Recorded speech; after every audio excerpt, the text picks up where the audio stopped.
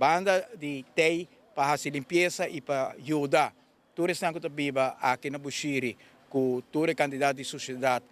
que dificilmente não por kita dizer, por motivo de transportação de besta caro, acesso, na onde não pode depositar essa aqui caro e não quer sentar que aqui e trabalho de nós como governo e agora é passar com mão para os cidadãos. E a AUE, nós estamos muito contentes também com a banda de aqui para dar uma mão aos cidadãos para o qual trata a limpeza do bairro. Nós temos anúncio importante também para o bairro de Bushiri, que está uma renovação do bairro. De maneira que você recorda, durante a governação anterior, nós renovamos o bairro, maneira Joana Morto, Yara, The Voice, The Village, bairro também, maneira Semelerstraat, na Norte, Siboak,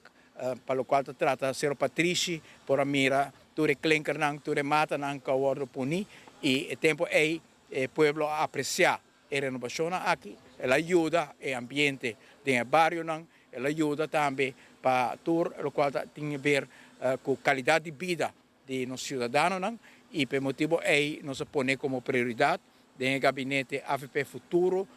para seguir na direção aqui, e nós sentimos que a FCA durante a última semana diferentes vezes, e nós põe como wijkenvernieuwing como uma prioridade, e dentro aqui traga também arriba a sequência, vários de mais urgência, e nós escuta também por de vocero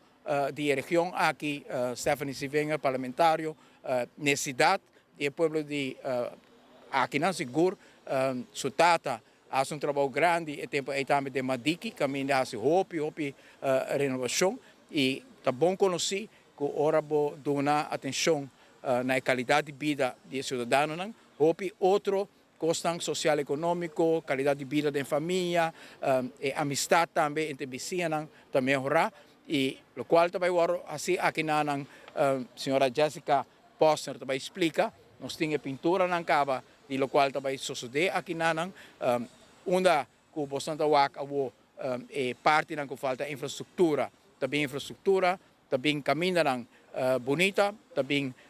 pisa é parte na banda de caminho com a comunidade porcina, tem tranquilidade, tem sombra, também clinker, também diferente área